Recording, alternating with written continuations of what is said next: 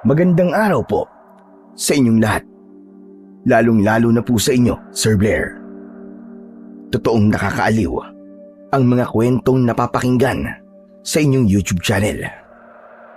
Kaya kapag may bakante po akong oras, ay hindi ko pinapalagpas na hindi makinig ng mga kwentong inyong binabahagi sa libo-libo niyong subscriber.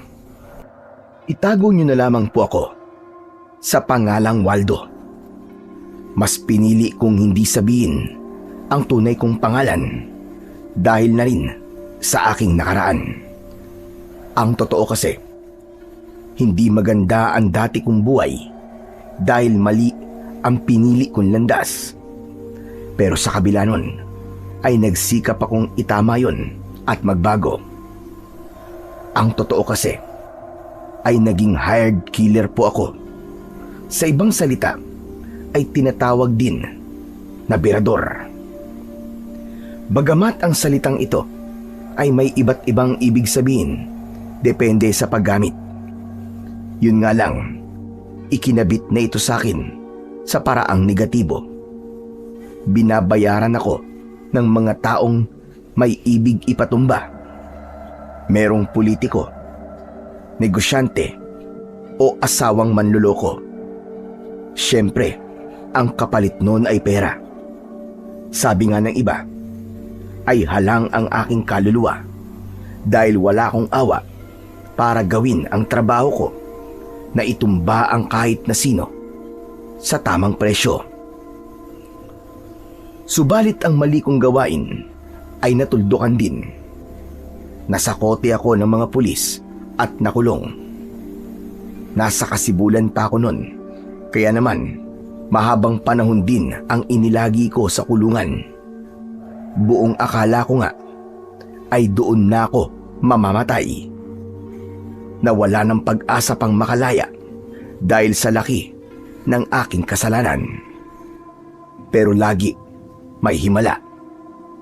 Pagkalipas ng halos 20 taon na pananatili ko sa kulungan, ay pinaboran ako ng magandang kapalaran.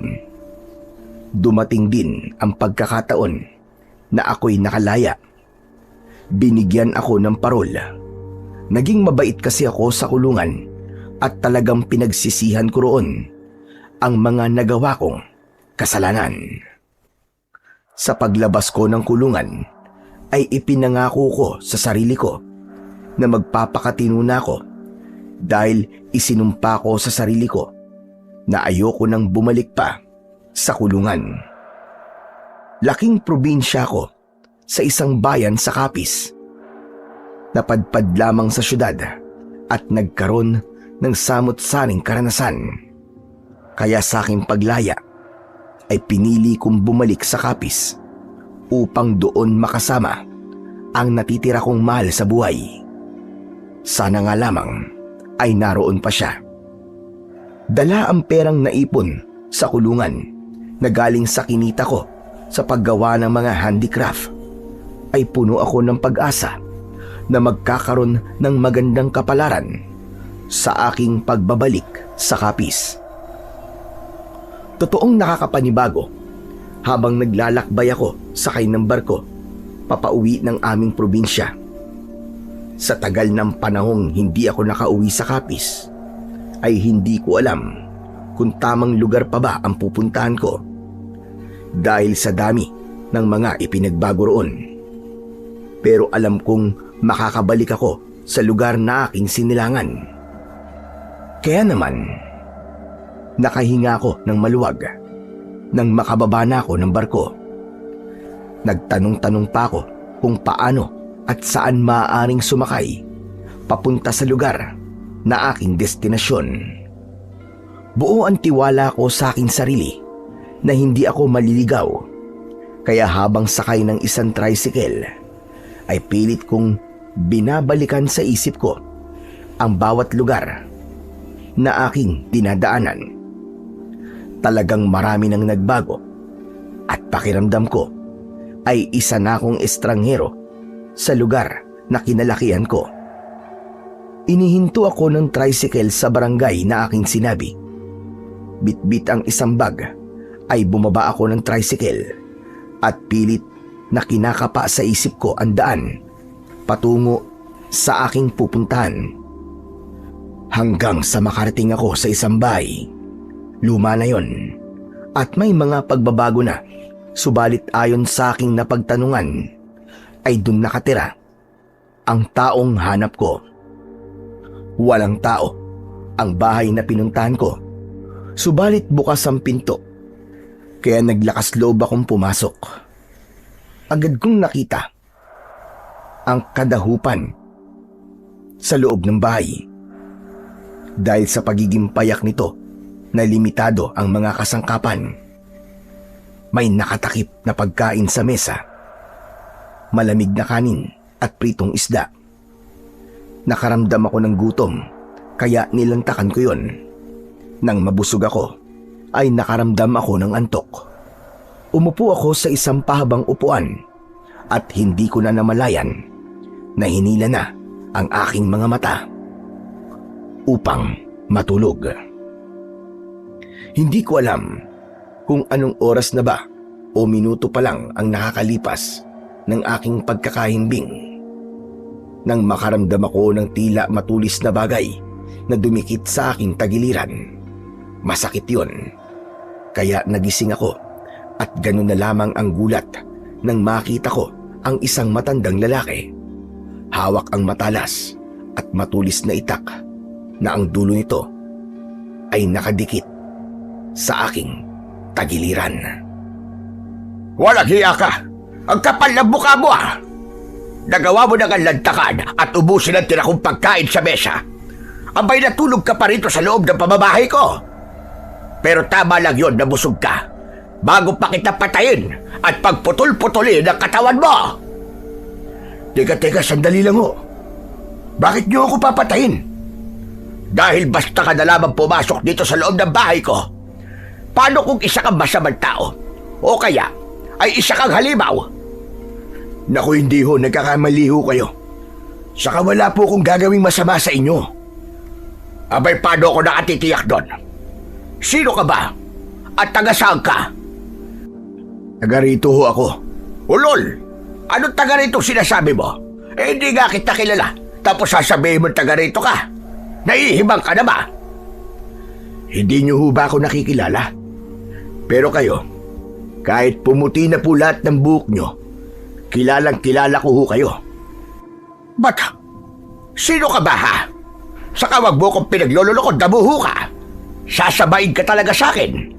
Iahataw ko sa itong matalas kong itak. Lolo naman eh. Ako ho ito. Ang apo nyo, si Waldo. Ano ka mo? Waldo? Ikaw na nga ba yan? Oho, Lolo Nestor. Ako ho ito, ang apo nyo. Abay, hinayupak ka, bata ka. Buhay ka pa pala. Akala ko'y matagal ka nang nakabaon sa lupa. Grabe ka naman, Lolo. Ba't ganyan naman kayo sa akin? Sa dami ng kalokohan at kasalanan ginawa mo, ano pa ba ang aasahan ko? Eh di ang isipin kang matagal ka nang wala. Aba, ilang dekada na yata. Lo, marami pong nangyari sa akin. Pero ang mahalaga, nandito na po ako ulit nakabalik. Buhay na buhay. Kung sa bagay, hindi ako magtataka kung buhay ka pa. Sabi nga nila, ang masamang damo, matagal mamatay. Tama ka dyan, Lo. Pinayagan pa talaga ng nasa taas na mabuhay pa ako. Dahil alam ko na meron pa akong misyon. At para itama na rin yung mga naging pagkakamali ko nun. Hindi talaga kita nakilala, Apo. Ang akala ko kung sinong haragan at bigla na lamang ng loob sa pamamahay ko. Makapal at mahaba kasi ang balbas at bigote ko, Lo. Kaya hindi nyo kagad ako nakilala. Pero kapag inahit ko to, tsak babalik ako sa gandang lalaki, makikita nyo. Nako! Ikaw dagang apo ko. Walang kaduda-duda. Hanggang ngayon ay hambog ka pa ring damuho ka. Lolo naman nagsasabi lang naman ako ng totoo. Saka hindi ho ba mana po ako sa inyo. Yung kagwapuhan lang, yun ang minana mo sa akin. Pero yung kahambugan mo, aba, hindi ko alam kung saan mo yan minana. Saan pa ba? Di sa anak nyo na tatay ko. Naku di sa akin pa rin ang balik niyan. Pero teka nga pala, paanong nakabalik ka rito? Ano ba kayo, Lo? Ayaw nyo bang narito ko? Abay, siyempre. Sumakay po ako ng barko. Hindi yon. Loko ka. Di ba'y nakakulong ka? Tumakas ka, no? Tapos dito ka magtatago sa kapes. Abay, siraulo kang bata ka. Alam kong nasa kulungan ka damuho ka. Dahil marami ka kalokohang ginawa. Lolo naman, hindi ba pwedeng malaya na ako? Ano bang akala nyo? Doon na ako mabubulok sa loob ng rehas? Danes, pwede yun, Lo. Sigurado ka ba na malaya ka na? Hindi ka talaga tumakas? Lo, totoo ho yun. Teka lang ha, para maniwala ho kayo, ipapakita ko po sa inyo release paper ko para di na kayo magduda. Hindi na. Hindi ko naman mababasa kung ano man ang nakasulat sa papel na sinasabi mo. Pero basta totoo sinasabi mo na malaya ka na, wala na ang problema sa akin yon. Paano ho kung tumakas talaga ako? Abay, subukan mo lang. Dahil ako mismo ang magsusuplog sa'yo sa mga pulis. Dahil madadamay ako sa kalokohan mong yan, siraulo ka. Nakita ko ang pag-aalala at pagkabahala ni Lolo Nestor. Kaya tiniyak ko sa kanya na totoong nabigyan ako ng parola at malaya na ako. Bagay na nagpakalma sa kanya. Nakita ko ang kasiyahan sa aking lolo na nakita niya akong muli. Ipinagkatay pa niya ako ng isang inahing manok. Inadobo niya yon sa gata ng nyog. Paborito kong pagkain yon na hindi niya pala nalilimutan. O ano? Anong masasabi mo sa niluto ko para sa'yo? Abalo, muntik ko na humalimutan ang pangalan ko sa sarap. Tapos medyo maanghang pa. Wala ka pa rin kupas sa pagluluto, Lolo. Namiss mo lang ang luto ko kaya kaganyan. Abay, oo naman, Lo. Isa yun sa binalikan ko dito sa Kapis. Pero marami nang nagbago dito, iho. Oo nga po, Lo eh. Muntik ko na pong hindi makita tong lugar natin. Dahil hindi lang itong lugar at mga bahay ang nagbago, kundi maging ang mga nakatira dito. Marami lang naninirahan dito na galing sa iba't ibang lugar. Tama ka? Kumusta naman po ang buhay nyo rito, Lo? Yun ang nakakalungkot, Apo. Aba, bakit, Lo? May problema ho ba? Oo. Dahil hindi pa rin nakakaalpas sa kahirapan ng mga taga rito. Lalo na nang dumating dito ang isang negosyante na lalong ginawang kaawa-awa ang mga magsasaka na tanging pagtatanim lamang ang alam para mabuhay. Ano pong ginagawa ng negosyanteng yun? Masyado siyang ganid, gahaban, hindi marunong maawa sa mga kawawang magsasaka. Ano po bang ginagawa niya? Gusto niyang lahat ng mga ani ng mga magsasaka sa lugar na ito, maging sa karatig na baryo, ay siya ang bibili. Walang ibang pwedeng bumili, kundi siya lamang. Di ba okay naman ho yun? Dahil hindi na kayo mahihirapang humanap pa ng bibili ng mga inaning prutas at gulay. Okay sana kung nasa tamang halaga. Kaya lang binabarat na gusto. Dahil sa pinakamababang halaga niya binibili, tapos ibibenta niya sa napakataas na halaga. Kaya siya lamang ang kumikita ng limpak-limpak na salapit. Paano kung hindi niyo sa kanya ibibenta? Walang nagtatangkang bumili na ibang mga ngalakal. Dahil tinatakot niya. Malakas ang loob niya.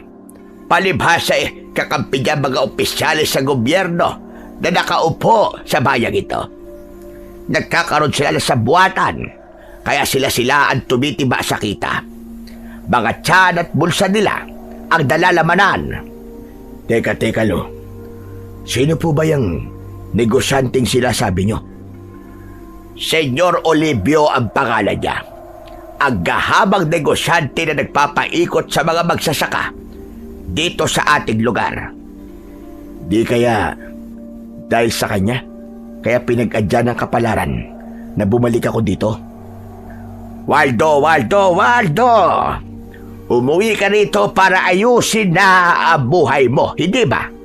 Ano ba yung iniisip mo? Wala, Hulo. Olo, umuwi ako dito para ayusin ang buhay ko. Dahil marami na akong nagawang kasalanan sa buhay ko. Kaya nga, kaya dapat na magpakatino ka na.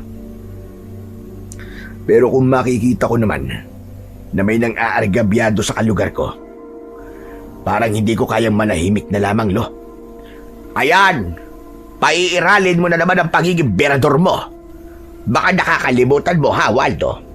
Yang ugali mong yan ang dahilan kung bakit nasira ang buhay mo. Matagal na panahon kang namalagi sa kulungan, ipapaalala ko na sa'yo. Kaya wag mo nang hangarin pang bumalik sa lugar na yon. Marami pang pwedeng mangyari sa'yo, Apo, na nasa labas ng rehas. Tahimik lang akong nakinig sa sinabi sa akin ni Lolo Nestor. Dahil wala naman siyang nais mangyari, kundi ang tuluyan na akong magbago upang hindi na masayang pa ang pagkakataong ibinigay sa akin para mamuhay ng malaya. Kinabukasan ay nais kong maglakad-lakad para makita pa ang ibang lugar sa baryong aking kinalakihan. Maaga akong gumising, pero mas maaga pala si Lolo Nestor na nakita kong nagkakape na. Aba, maaga kang bumangon, ha? Saan ka pupunta, Waldo? Maglalakad-lakad lang ho sana. Baka sakaling may mga kakilala pa akong makita dito na maaari ko pang maging kauntahan. Oo naman. Kahit papano ay marami pa rin. Pero magkape ka muna bago ka umalis. Naglaga ako ng kapeng barako. Naglagay sa kape sa basong gawa sa aluminum si Lolo Nestor, kaya sinabayan ko muna siyang mag-almusal. May nilaga na rin siyang kamuting kahoy at hinog na saging na saba. Yun ang mga pagkaing totoong na-miss ko. Iba pa rin ang mga pagkaing natural. Pagkatapos kong mag-almusal, kasabay si Lolo Nestor, ay nagpaalam na ako sa kanya upang maglakad-lakad. Habang ako'y naglalakad, ay may nakasalubong akong isang babae na hindi ko mawari ang pagkakatitig sa akin. Mula ulo hanggang paa na pinagmasdan ako. Ewan ko ba kung kinikilala niya ako o natatakot sa akin. Kung natatakot siya, bakit hindi niya inaalis ang pagkakatingin at malamang tumakbo na ito o umiwas? Subalit hindi niya inaalis ang kanyang mga tingin. Nagkunwari akong baliwala sa akin ang kanyang mga titig. Kaya naman, nagpatuloy lang ako sa paglalakad at nilagpasan ko siya. Kaya lamang, di ko inaasahan ang kanyang ginawa. Mister, sandali. Bakit humanang? May kailangan ba kayo? Kung makamanang ka naman sa akin, halos magkaedad lamang tayo. May sasabihin ka ba? Kanina pa kasi kita tinititigan. Kahit may balbas at bigote ka, para bang namumukhaan kita. Alam kong bago ka lang dito, dahil ngayon lang kita nakita. Kaya lamang, may naaalala ko na kahawig mo. Baka ako nga po yun. Sino ka ba? Ako ho si Waldo, apo ni Lolo Nestor. Sabi ko na nga ba, kilala kita. Ikaw nga yun. Ikaw si Waldo. Oo nga, sinabi ko na sa iyong pangalan ko, di ba? Ikaw, sino ka naman? Ako si Marga. Margarina Estrella. Sister Margarin. Oo, ako nga. Yan ang tawag dati sa akin. Naaalala mo pa pala? Oo naman. Makakalimutan ko ba yun? Magkababata tayo. Guwapo ka pa rin hanggang ngayon, ha? Hoy Marga, tumigil ka. Baka inaano mo na ako niyan, ha? Mamaya may makarinig sa atin magalit pa. Sino namang magagalit? Sino pa? Hindi ang asawa mo. Wala na. Matagal ng tigok yon. pinatay ng aswang. Ano ka mo? Pinatay ng aswang? Bakit? May aswang ba na naliligaw dito? Oo, dati meron. Pero nawala rin mula nang may dumating na manunugis. Ngayon, mukhang nagbalik na sila. Palibasa wala na yung manunugis na dati dumayo dito sa Baryo Acacia. Buti, hindi ka inaaswang. Abay, bakit naman? Kaaswang-aswang ba ako? Oo naman, kung aswang nga lang ako baka inaswang na kita Hihintayin ko yan, Waldo, ha? Matagal na akong gusto magpaaswang. Lalo na kung kasing gwapo mo ang aaswang sa akin. Nagtawanan na lamang kami ni Marga. Lumalaban siya ng biruan. Kung sa bagay, noong kabataan pa namin, ay ganun talaga si Marga. Kaya sa maikling sandali ng pag-uusap namin, ay para bang bumalik kami sa aming kabataan. Nagpatuloy kami sa aming kwentuhan. Binalikan ang ilang mga karanasan nung kabataan namin. Maya-maya pa ay dumating na ang isang lalaki na ang edad nito ay nasa 20 anyos o higit pa. Nakakunot ang kanyang noo na lumapit sa amin. Kanina ko pa po kayo hinahanap Nandito lang pala kayo. Abay, pasensya ka na. Medyo nagkasarapan ang kwentuhan namin ni Waldo Tara na, umuwi na tayo. Sige, Waldo, uuwi na kami ha. Sa ibang araw na lang. May iba pang pagkakataon para magkakwentuhan tayo uli. Napansin kong tila mainit ang ulo ng binatang lumapit kay Marga at niyaya na siyang umuwi. Wari nag-aalala siya na agad naman siyang sumama. Hindi na nga niya naipakilala sa akin kung sino ito. Kaya napakamot na lang ako ng ulo habang pinagmamasdan silang dalawa. Napapalayo. Sino kaya yon? Hindi man lang ako ipinakilala ni Margarine. Baka bagong jowa. Sabi kasi niya sa akin matagal nang tigok ang asawa niya. Nagselos siguro, kaya parang nagalit. Ay, bahala na nga sila sa buhay nila. Kaya naisip ko ng mga sandaling yon na tsak na magtatalo sina Marga at ang lalaking sumundo sa kanya pag uwi nila ng bahay. Subalit, sino nga ba ang lalaking yon? Akala ko kung saan na kayo nagpunta Yung pala kung sino lang ang kausap nyo. Makikipagkwentuhan lang naman ako. Sino ba ang lalaking yun? Mukhang di gagawa ng matino Parang galing sa kulungan. May mga tattoo sa katawan. Kulungan? Aba, oo nga no, teka lang. Baka nga kakalaya niya lang. Ibig sabihin, galing nga yun sa kulungan. Abay, malamang. Tapos nakikipagkwentuhan kayo sa kanya. Ano ka ba naman, Oweng? Mabait si Waldo. Mabait? Sabi niyo nga posibleng galing sa bilibid yun, di ba? Anak, hindi lahat ng nakukulong ay masamang tao. Hindi porket nakulong ang isang tao ay may kasalanan na. Pero Nay, sa itsura ng lalaking yun, mukhang di gagawa ng matino yun. Hay nako, ikaw talaga, Oweng. Hinuhusgahan mo kagad yung tao. Yung kasing nararamdaman ko, Nay. Sa unang kita ko pa lang sa lalaking yun, parang may kakaiba na sa kanya. Pero ako, masaya ko na nakita ko siya uli. Ayos lang ba kayo, Nay? Ano masaya sa sinasabi nyo? Masaya kayo na nakita nyo uli ang isang taong gaya niya na mukhang mamamatay tao? Anak, bata pa ako ay kakilala ko na si Waldo. Marami kaming pinagsamahan nung kabataan namin. Kaya natutuwa akong nagbalik siya dito sa Capiz. Isa pa, dito ipinanganak ang taong yon. Basta, ibang nararamdaman ko sa taong yon. Kaya mas mainam kung iiwasan niyo siya, Nay. Baka mamaya niyan may dala pa siyang kamalasan Anak, maling mag-isip ka ng hindi maganda sa kapwa mo, ha? Sinasabi ko lang naman na yung nararamdaman ko At wala kayong magagawa kung para sa akin ay dapat iwasan ng taong kagaya niya. Nakauwi na ako sa bahay ni Lolo. Dala ang kasiyahan. At napansin kagad yon ni Lolo Nestor. Aba, mukhang may magandang nangyari sa paglalakad mo Ah, may nakita po kasi ako isang kaibigan, Lo.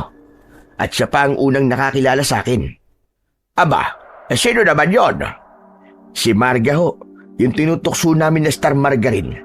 Dahil nga ang totoong pangalan, Margarita Estrella. Hindi niya nalimutan ang itsura mo. Kaya nga po nagtataka ko, Lo Kahit may balbas at bigote ako, nakilala pa rin niya ako.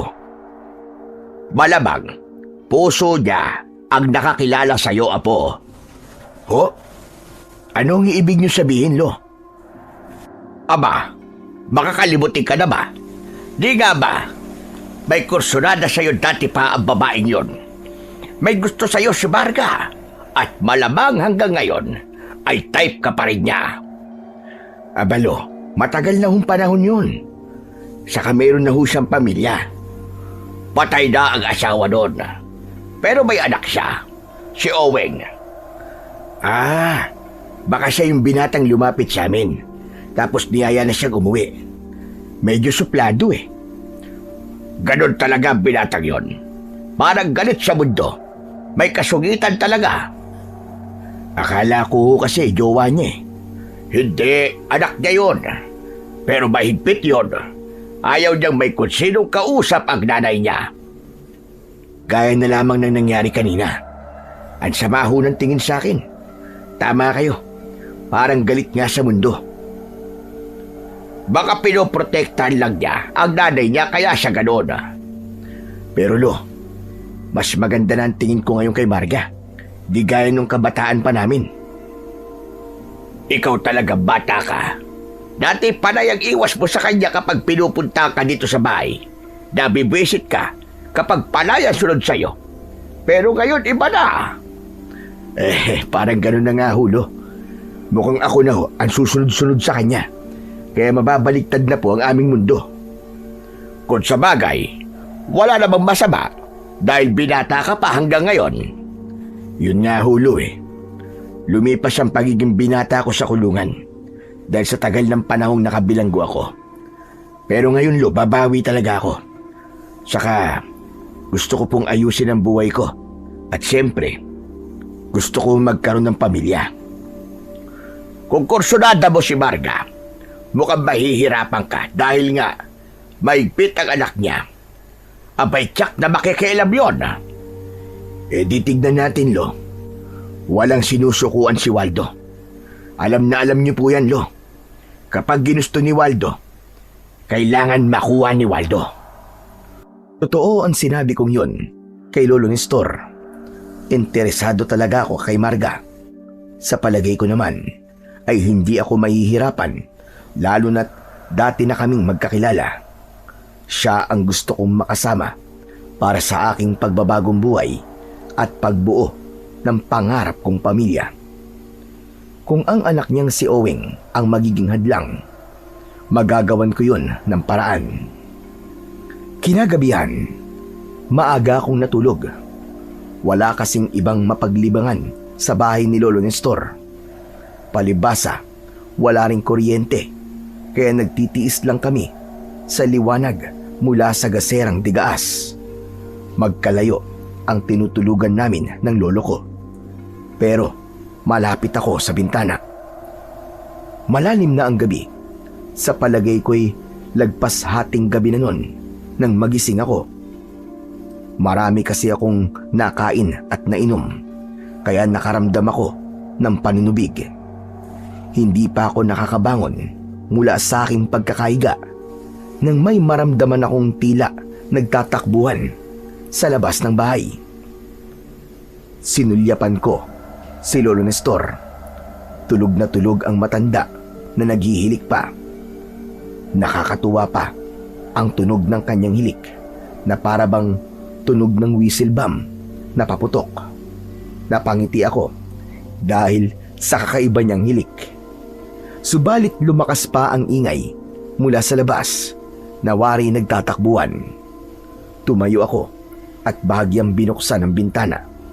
May naaninag akong nagtatakbuhan na sa pakiwari ko'y hindi naman yun mga alagang hayop ni Lolo Nestor. Gusto kong lalo pang makita ang mga nilalang na nasa labas. Akmang bubuksan ko na ng mas malaki ang nakasarang bintana nang marinig ko ang boses ni Lolo Nestor. Pinagbawalan ako. Huwag, Waldo. Hayaan mo lang na nakasara ang bintana. Nagising din po pala kayo, Lolo. Maigi na lamang at nagising ako, kundi baka nabuksan mo na ang bintana. Gusto ko po kasi makita yung lumilika ng ingay dun sa labas. Huwag mo nang hangarin pag makita ba ngayon. Baka kung paano ka lang. Bakit, Lolo? Ano ba mga yun? Mga kakaibang hayop na alaga ng aswang. Ano? Alaga ng aswang?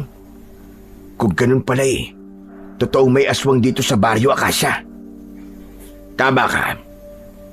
Gaya ng nabanggit ko na sa'yo. Hinahayaan yung pakalat-kalat at gumagala mga alaga ng aswang, no? Dahil delikado kung pakikialaman sila. Malalagay sa panganib ang buhay ng sino mang makikialam. Ang mga alaga ng aswang at siya ring tagabantay. Tagabantay ho? Ng ano ho? Ng mga taga rito sa baryo para hindi ito mapasok ng iba pang uri ng maaaring puminsala sa mga taga rito. Ibig niyon sabihin, hindi lang isang uri ng aswang ang nakapasok sa bayang ito? Ganun na nga. At ang mga aswang na yon ay nakakahalubilo ng mga tao kung araw. Hindi ba't nasabi ko na sa iyo tungkol sa negosyanteng bumibili ng mga ani ng mga magsasaka? Si Senyor Olivio. Ano ho ang tungkol sa kanya? Isa siyang aswang. At hindi pangkaraniwang aswang, kundi makapagyariang aswang na malakas sa mga politikong nanunungkulan dito sa bayan na nasasakupan ng kapis. Anong ibig niyon sabihin, Lo? Busog ang mga politiko dahil kay Senyor Olivio. Kaya hindi nila ito magawang pakialaman. Nagiging sunod-sunuran sila sa anumang gusto ni Senyor. Pero nagiging kawawa naman ay ang mga mahihirap na magsasaka. Ganun na nga po. Mga magsasaka ang nagpapakahirap para magbungkal ng lupa at magtanim. Pagdating ng anihan, si Senyor ang nakikinabang ng limpak-limpak dahil nabibili niya ng mura ang mga ani ng mga magsasaka at naibibenta niya sa syudad ng higit sa doble ang halaga. Kaya siya ang tiba-tiba at kumikita ng malaki. At walang magawa ang mga politiko dahil nakikinabang din sila. Hindi lang yon. Takot din sila sa pagiging aswang ni Senyor. May hukbo ng mga aswang na inaalagaan ang mayamang negosyante. Kaya hawak din niya sa leeg ang mga politiko. Umaasta palang parang Panginoon ng Senyor Olivio na yun dito. Ang sama niya. Nuknukan ang sama po. At yun ang matagal ng problema ng mga taga rito. Lo, kaya siguro pinag-adya na makabalik ako dito. Dahil may problema akong kailangang ayusin. Apo, huwag ka nang makialam. Lo, mula ho nang nakalaya ko, wala na akong dapat kinatatakutan. Isa pa, ayoko nang merong inaargabyado. Hindi mo kilala kung gaano ka-impluensya si Senyor Olivio. Kahit na, Lo, kung walang tatayo para humarap sa kanya, hindi matatapos ang kanyang ginagawang pananamantala. Mananatiling parang alipin niya ang lahat ng mga taga rito at palalaganapin ang pagiging laing aswang sa baryong ito. Yan din ang nakikita ko, Apo. Kaya nga, Lo, hindi tayo dapat pumayag. Ang lahing aswang ang dapat nalipulin at hindi ang gaya natin na matagal ng panahon na namumuhay ng tahimik sa lugar na ito. Habang nag-uusap kami ni Lolo Nestor, ay naramdaman ko na lamang na unti-unting nawala ang ingay at mga yabag ng naghahabulan sa labas. Tumahimik na, Lo. Mukhang umalis na ang mga alaga ng aswang. Ganun na nga. Ilang beses sa isang linggo ay gumagala sila. Ang sabi, pinapakawalan ng mga aswang ang kanilang alaga para magmanman at magbantay. Kahit ano pang dahilan, ay hindi pa rin tama na si Senyor Olivio ang masusunod. Hindi tayo dapat pumayag na maging sunod-sunuran lang sa kanya. Nakaramdam ako ng panggigigil sa aking mga nalaman. Ganun na pala talaga kalala ang nangyayaring hindi maganda sa lugar na kinalakihan ko. Masakit sa akin na malaman ang katotohanan yon. Tila ang mga taong ipinanganak sa baryo na yon ang magiging alipin ng isang dayo dahil sa kanyang kayamanan at itim na kapangyarihan. Masakit isipin yon na nagpapahirap ng kalooban ko. Ang tungkol doon ay napatunayan ko ng mga sumunod na araw sapagkat nakita ko na nagkakatipon-tipon ang mga magsasaka. May darating daw na mga truck na kukuha ng mga inaning produkto sa aming lugar at balita ko ay darating din daw si Senyor Olivio. Kaya sa wakas ay magkakaroon na rin ako ng pagkakataon na makita siya. Ano ka mo? Pupunta ka sa pulong ng mga magsasaka? Oo, Lolo Nestor. Dahil darating daw doon si Senyor Olivio. Apo, pakiusap sana. Huwag kang gagawa ng kahit na anong gulo. Makikinig lang ako, Lo, para malaman ko kung ano bang pag-uusapan nila. Kung ano man ang marinig mo at hindi mo yun magustuhan, sana huwag ka nang makialam, Apo. Bahala na po, Lo. Apo, nakikiusap ako sa'yo. Saka hindi rin dapat nagpapadalos-dalos sa kahit na anong bagay. Ang kailangan ay pag-isipan muna at pagplanuhan dahil ang kabiguan ay nangyayari sa mga desisyong hindi mo pinag-iisipan. Huwag po kayong mag-alala. Gagawin ko po ang sinasabi niyo, Lo. Ibig ko lang talagang malaman ng mga pag-uusapan ng mga magsasaka kaharap si Senyor Olivio. Sinundan ko ang mga taong naglalakad na patungo sa lugar kung saan gagawin ang pulong na dadaluhan ni Senyor Olivio. Habang naglalakad ako, ay nakita ko ang anak ni Marga. Nais ko ring makapalagayan ng loob ang binata para wala akong maging problema sakaling formal na akong manligaw kay Marga. Binati ko at kinausap si Owing habang kami naglalakad. Kumusta ka? Nanay mo pala si Marga. Oo, matagal na.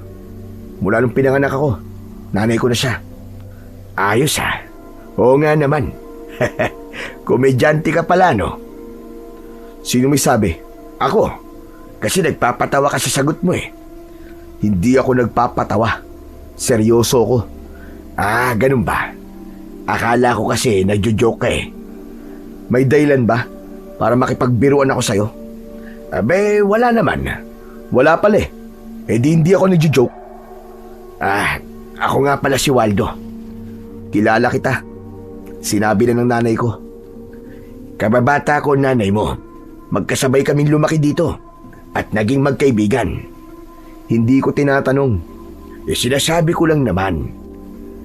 Teka sandali. Galit ka ba? Hindi. Bakit naman ako magagalit? Eh, seryoso ka eh. Eh ano ngayon? Mahirap kasi kapag masyadong seryoso. Madaling tumatanda. Problema ko na yun. Asan nga palang nanay mo? Hindi mo yata kasama. Ayaw ba niyang dumalo ng pulong ni senyor? Wala eh, may ginagawa. Nasa bahay niyo ba? Oo. Pero hindi mo siya pwedeng puntahan doon ha. Aba, bakit naman? Ayokong lalapit ka sa kanya. Hindi naman ako masamang tao eh. Apo ko ni Lolo Nestor. Alam ko. Pero sabi ni nanay, dati kayong bilanggo. Ibig sabihin, dati kayong kriminal. Ayaw mo makipagkaibigan ako sa nanay mo? Oo. Mahirap makipagkaibigan sa isang dating kriminal.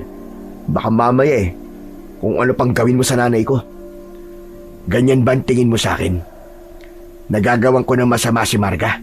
Aba, malay ko ba? Hindi naman kita lubos na kakilala eh. Kaya nga gusto kong makilala mo ko. Kung handa kang bigyan ako ng pagkakataon. Hindi na. Sayang lang ang oras. Walang palya ang usapan at palitan namin ng paliwanag ni Owing.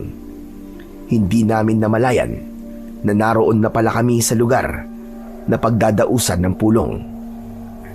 Salamat sa pakikipag-usap mo sa akin, Owing ha. Ikumusta mo na lang ako sa nanay mo. Hindi ako pinansin na tila walang narinig si Owing. Kundi, tuloy-tuloy lang akong iniwan at nakihalubilo na siya sa ibang mga kalalakian na ang karamihan ay mga kaedad din niya. Suplado tong anak ni Marga. Mukhang siya nga yata ang magiging malaking hadlang sa akin. Hindi pa ako natatagalan mula nang makarating sa lugar ng pulong nang maya-maya ay nagkandaingay ang mga naroroon. Nagbulungan sila. Nakita pala nila ang paparating na sasakyan ni Senyor Olivio. May 2 sasakyan na dumating. Subalit hindi pa yon ang sasakyan ng taong inaabangan ng marami. Nang dumating ang 3 sasakyan, may mga lalaking sumalubong doon mula sa naunang mga kotse. Binuksan nila ang pinto ng magarang kotse. Lumabas ang isang lalaking nakasuot na itim na long sleeve at itim din na pantalon. Makintab ang itim ring sapatos. Nasa edad 50 ang lalaki na ang leeg at kamay ay napapalamutihan ng mga gintong alahas. Tumahimik ang mga tao. Hindi man ako mag-usisa ay natitiyak kong siya na nga si Senyor Olivio, ang mayamang negosyante na sinasabi nilang aswang. Subalit kahit alam nilang aswang ay wala silang magawa para hulihin ito. Pinangunahan din sila ng takot. Isa pa, ang sabi nila'y wala namang kaguluhang ginagawa sa kanilang lugar. Yun nga lang, ang paraan ng kanyang pagninegosyo ay hindi makatao dahil sa labis na panlalamang. Nagsimulang magsalita si Senyor Olivio. Nakikinig ang mga taong naroon na tila may kaba sa anumang sasabihin ng mayamang negosyante. Nagpapasalamat ako sa pagbibigay niyo ng oras para sa mahalagang pagpupulong na ito. Alam ko na kanina niyo pa ako hinihintay, kaya hindi ko na patatagalin at pahahabain pa ang nais kong sabihin sa inyo. Tungkol ito sa mga ani niyo na aking binibili. Ang totoo ay nagkakaroon ng problema sa pagbibenta ng mga produktong binibili ko sa inyo. Hindi ko na naibenta yun sa dating halaga dahil sa pagdagsari ng imported na mas tinatangkilit ng mas marami dahil mas mura. Kaya kailangang mabili ko ng mas mababa pa ang ani ninyong mga prutas at gulay. Kung mas bababaan pa po ninyo, paano pa po kami mabubuhay? Parang gusto niya yata hingin na lamang sa amin ang mga ani namin ah. Kung ganyan din lang, aba, ibibenta na lang po namin sa iba. Sa tingin mo ba ay may ibang bibili sa inyo? Oo naman. Kung magpapapasok lang si Mayor ng ibang negosyante, tsak na maibibenta namin yon sa mas magandang presyo. Kaya lamang, hindi siya nagpapapasok eh. Dahil na rin sa inyo, Senyor Olivio. Kini-question nyo ba ang desisyon ng mayor? Hawak mo kasi sa legang, Mayor. Tinatapot mo siya. Kaya sunod-sunuran sa inyo. Sandali lang. Hindi ko gusto ang tono ng boses mo, babae. Bakit di mo kilala kung sino kaharap mo? Yan ang hirap sa inyo. Nananakot kayo. Gusto mo kaming sakalin at patuloy na hawakan sa leeg. Lalo kaming nagiging kawawa. Paano na lang ang kinabukasan namin? Nakita kong napikon si Senyor Olivio sa pagiging prangka at diretsahang pagsasalita ng babae. Sumenya siya sa mga lalaking tauhan ni Senyor. Mula sa gitna ng mga kasamahang magsasaka ay kinuha ng mga tauhan ng mayor ang matapang na babae. Nagwawala ito at tumututol para hindi siya makuha. Pero walang nagawa ang babae. Ang mga kalalakihang naroon ay tahimik lang na tila natutulala. Hindi sila kumilos para ipagtanggol ang kasamahan nila. Nakita kong takot ang rumihistro sa kanilang mga muka. Marahil ayaw nilang mangyari din sa kanila ang ginawang pagkuha sa matapang na babae. Kaya naman, mas pinili na lang nila ang manahimik. Sige na, umalis na kayo lahat. Tapos na ang pag-uusap na ito. Pero ito ang pakatandaan nyo. Hindi nyo kaya ang katulad ko. Dahil oras na suwagin nyo ako, hindi nyo magugustuhan na magiging balik sa inyo. Isang lalaking naroon ang nagsalita at narinig yun ni Senyor Olivio. Hambog! Saksakan ng yabang! Akala niya yata Diyos siya! Sino yun? Sino nagsalita na yun? Tahimik ang mga taong naroon. Walang nagsalita at walang nagturo isa man sa kanila. Pero malakas ang pakiramdam ng negosyanteng mayabang. Ang mata ay nakapukol kay Oweng. Ikaw lalaki! Ikaw na may suot na sombrerong itim. Lumapit ka rito. O ano? Hindi ka lalapit, ha? Malakas ang kutob kong ikaw yung narinig kong nagsalita. Ako po? O ikaw nga. Lalapit ka ba? O gusto mong ipakaladkad pa kita sa mga tauhan ko? Pinagmamasdan ko si Oweng. Buo ang loob na lumapit kay Senyor Olivio. Ang lakas din naman ng loob mong kalabanin ako. Gusto mo ba subukan kung paano ako magalit, ha? Alam kong pinagdidiskitahan na ni Senyor Olivio si Oweng. Hindi ko na napigilan ang sarili ko, kaya lumapit na ako. Senyor, sandali lang. Mawalang galang na po sa inyo. Nagkakamali po kayo.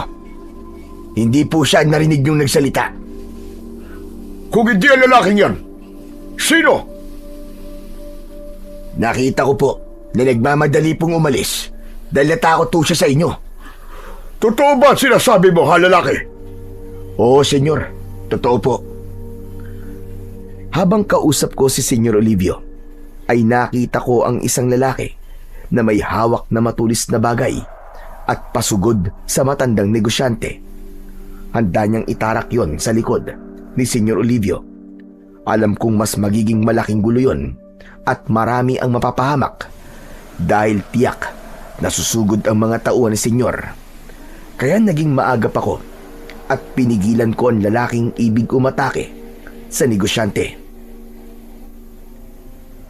Hindi mo alam ang gagawin mo. Tumigil ka! Maigpit kong hinawakan ng kamay ng lalaki at binitiwan niya ang patalim na kanyang tangan.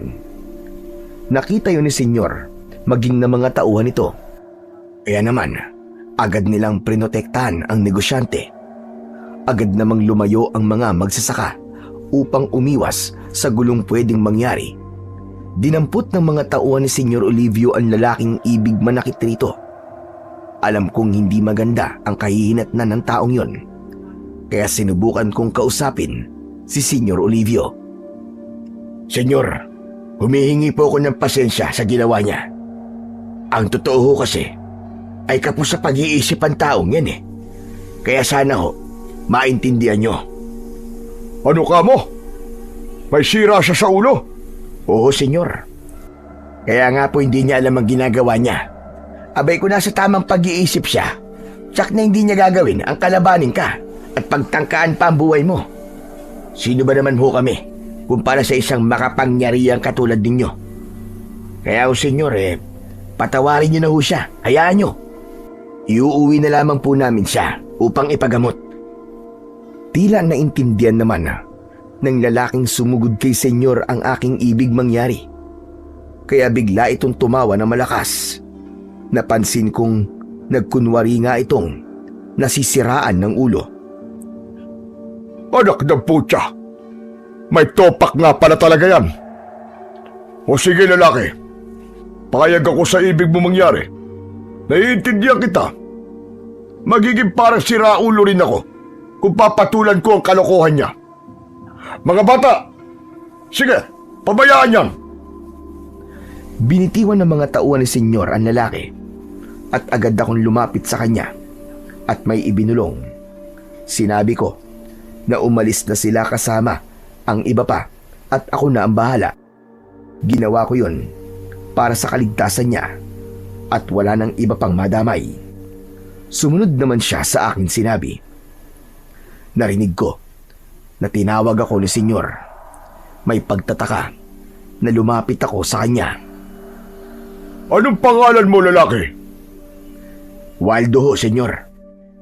Matapang ka. At mukhang mapapakinabangan kita. Ano ho, Senyor? Kailangan ko katulad mo.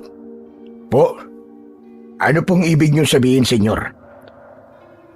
Nais kong maglingkod ka sa akin, Waldo. Maging isa ka sa mga tauhan ko. Sigurado ho ba kayo, Senyor? Oo naman. Dahil nararamdaman kong maasa kita. Kaya wag mo sana akong biguin. Dahil maraming nagkakandara pa para maging tauhan ko. Maswerte ka na ikaw ay napili ko. Dahil na rin sa ipinamalas mong malasakit sa akin. Saglit akong napaisip. Alam kong hindi magiging madali ang maging tauhan ng katulad ni Senyor Olivio. Lalo na't kinamumuhian siya ng mga magsasaka. Dahil sa mga ginagawa nitong pagmamalabis sa kanila. Kaya nagdadalawang isip ako. Pero may pumasok sa isip ko na alam kong makakatulong sa akin para gawin ang aking plano. Kaya sa pagkakataon din yon ay nagdesisyon ako. Sige ho, Senyor. Pumapayag po ako. Magaling! Tama ang desisyon mo, Waldo. Isang malaking karangalan na pagsilbihan mo ang isang katulad ko.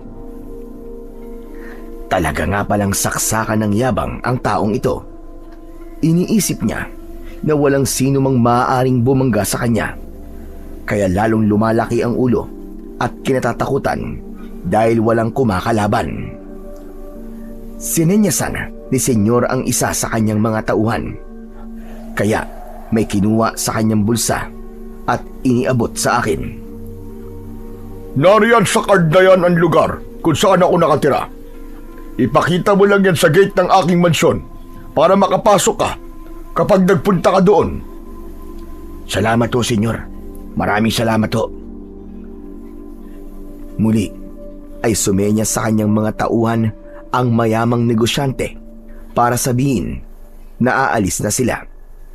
Binuksan na ng isa sa kanyang tauhan ang pintuan ng isang sasakyan at iniskortehan na ito para pumasok sa loob. Saglit pa ay magkakasunod ng umalis ang tatlong itim na kotse. Saka isa-isa na ring nag-alisan ang mga magsasaka na kanina ay nagkakatipon. Kanya-kanya at samot-sari ang kanilang sinasabi at reaksyon. Lahat sa kanila ay hindi maganda at puro negatibo ang sinasabi tungkol kay Senyor Olivio. Isa nga sa kinatatakutan ng mga magsasaka ay ang pagkakaroon nito ng lahing aswang. Bagamat walang anumang panggugulo na ginagawa sa baryo ang mga aswang, ay hindi pa rin maaalis sa kanila ang mabahala. Subalit maaaring gawin yon ng senyor sa pamamagitan ng kanyang utos sa mga kalahing aswang na sinasabing naninirahan din malapit lang sa baryo. Kapag nangyari yon, tiyak magugulo ang buong baryo at maraming mapapahamak. Kaya nga mas pinipili nilang manahimik na lamang at sundin ang ibig ng senyor kahit pa nagre-rebelde ang kanilang mga kalooban. Mas nais nila ang katahimikan sa halip na ang kaguluhang maaaring maging resulta ng galit ng mayamang negosyante. Yun nga lang, nananatili silang tila alipin at sunod-sunuran. Naglakad na rin ako pabalik sa bahay ni Lolo Nestor. Minsan pa ay nakasabay ko si Owing. Napatingin ako sa kanya. Hindi ko napigilan ang sarili kong tanungin ang binata dahil yun sa ginawa niya kanina. Bakit mo ginawa yun, Owing? Mabuti na lamang at naniwala sa akin si Senyor. Sobra na kasi siya. Maigi na lamang Nagawan ko yun ng paraan at nakinig siya sa sinabi ko. Kundi, baka kung ano na ang ginawa niya sa'yo. Nakita mo naman siguro na may mga tauhan siya. Isang utos lang niya, Jack, may masamang mangyayari sa'yo. Hindi ko lang napigilan ang sarili ko eh. Pero dahil sa ginawa mo, iniisip mo na magpapasalamat ako sa'yo. Hindi ba't dapat lang dahil iniligtas kita? Aba, ayos ka rin no? Hindi ko naman sinabing tulungan mo ako at iligtas sa kasamaan ni Senyora. Bakit? Mahirap bang magpasalamat, Oweng? Hindi, pero ayoko eh. Ano ba magagawa mo? Mukhang wala kang ibinibigay sa nanay mo, kundi ang problema.